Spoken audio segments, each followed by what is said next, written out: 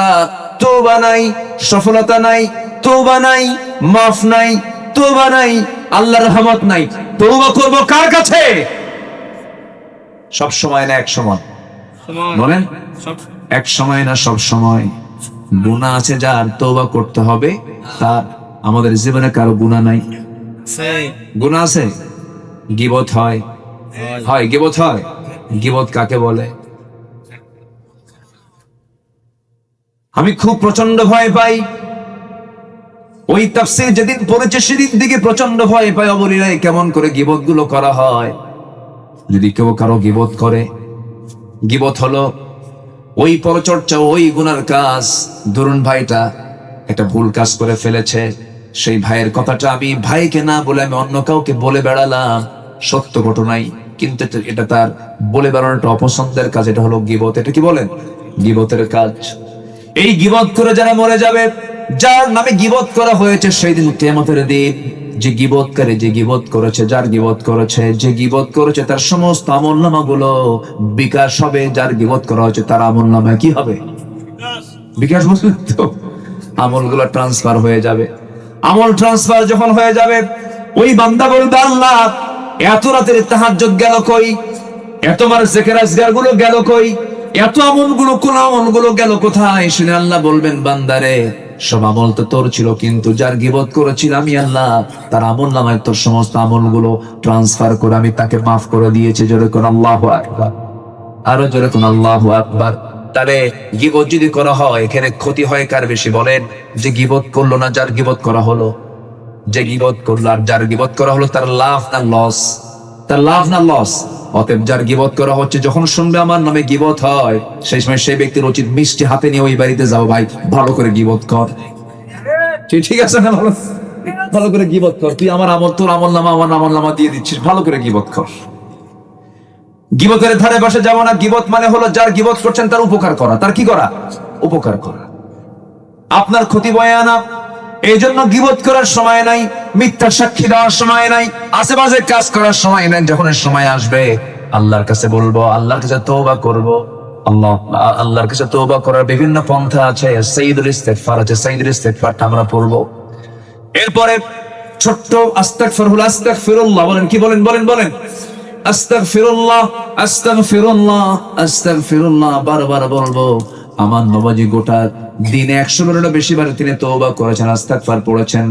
আমার বন্ধুগণ, তওবা করলে আল্লাহ খুশি হয়ে যান। আল্লাহ রাব্বুল আলামিন বলেন, তুবু ইলাল্লাহি জামিআন আইয়ুহাল মুমিনুনা লাআল্লাকুম তুফলিহুন।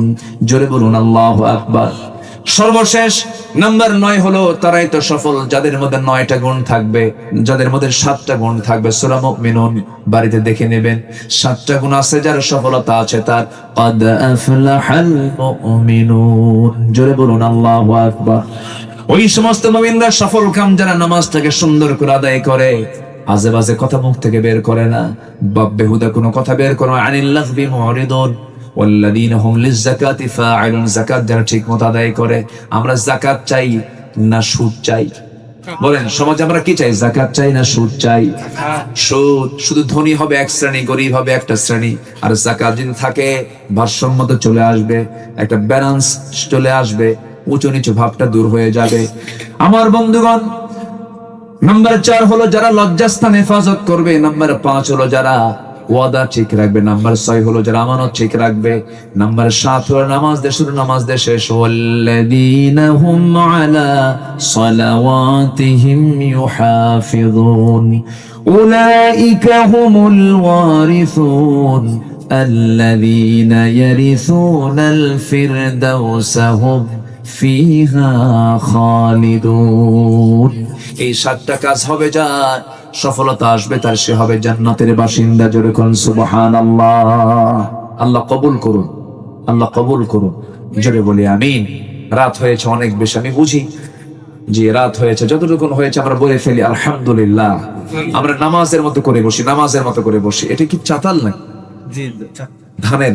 হ্যাঁ, আমরা কিবলা। খুব ভালো তো, মানে আপনারা প্রিপারেশন নিয়েছেন, যদি ঝড় বৃষ্টি যা আসে আসুক না, এরকম আপনারা প্রিপারেশন নিয়েছিলেন। আল্লাহ তুমি বৃষ্টিও দাও, মাহফিলও হবে। এমন জায়গা চয়েস করছে, মহাবৃষ্টি হলেও জায়গা ঠিক আছে, ঠিক আছে, খুব ভালো। আগের জায়গা থেকে এটা জি, অনেক সুন্দর হয়েছে। বলি আলহামদুলিল্লাহ। যিনি এই জায়গার মালিক, আল্লাহ তুমি তাকেও পুরস্কার দিয়ে দাও। জোরে বলি আমিন। উনি কোথায়? ব্যক্তি মৃত। ব্যক্তি মৃত। জি, তার সন্তানটা তো আছে, আওলাদরা আছে। জি, আসুন আমরা আল্লাহর কাছে চাবো। যে যেখানে বসে আছে আমরা চাইবো কার কাছে? আল্লাহর কাছে। সবাই বলে সুবহানাকা আল্লাহুম্মা ওয়া বিহামদিকা আশহাদু আল্লা ইলাহা ইল্লা আনতা আস্তাগফিরুকা ওয়া আতুবু ইলাইকা। চিৎকার মেরে বলি, ইয়া আল্লাহ, আমার জীবনে সাগীরা কবীরা, ছোট বড় সব গুনাহ তুমি আল্লাহ মাফ করে দাও। জোরে বলুন, ইয়া রাব্বাল আলামিন, ইয়া রাব্বাল আলামিন। যে আমরা চাইবো কার কাছে? আল্লাহর কাছে। আমার বিশেষ করে মাজলুম জনপদ, অত্যন্ত হৃদয় বিদারক সেই দৃশ্যগুলো। ফিলিস্তিন একটা জ্বলন্ত আগুন হয়ে আছে, জ্বলন্ত অগ্নিকুণ্ড হয়ে আছে, শুধু আগুন আর আগুন। তার মধ্যে মানুষ হয়ে গেছে তার সড়াই, কড়াইয়ের মধ্যে মানুষ হয়ে গেছে কি? সড়াই হয়ে গেছে। আল্লাহ তুমি মুসলমানদের মানবতার, শুধু মুসলমানদের না, মানবতার দুশ্মন ইসরায়েলের এই দানবতা থেকে, ওদের নির্মম পাশবিক আচরণ থেকে, মানবতাকে তুমি হেফাজত করো। জোরে বলি আল্লাহুম্মা আমিন। কাশ্মীরকে বাঁচাও, ফিলিস্তিনকে বাঁচাও। আমরা এই মাজলুম ভাইদের জন্য আমরা দোয়া করব। আমরা চাইবো এখন কার কাছে? বলেন আল্লাহর কাছে। সবাই বলে সুবহানাকা আল্লাহুম্মা ওয়া বিহামদিকা আশহাদু আল্লা ইলাহা ইল্লা আনতা আস্তাগফিরুকা ওয়া আতুবু ইলাইকা। হুজুর আপনি দোয়া করে দেন। হ্যালো, আপনি দোয়া করেন না, আমি দোয়া করি। ইনশাআল্লাহ। আচ্ছা, যে আমরা এখন দোয়া করি, আমরা আল্লাহর কাছে চাবো আল্লাহ যেন আমাদের জিন্দেগীর গুনাহগুলোকে মাফ করবেন।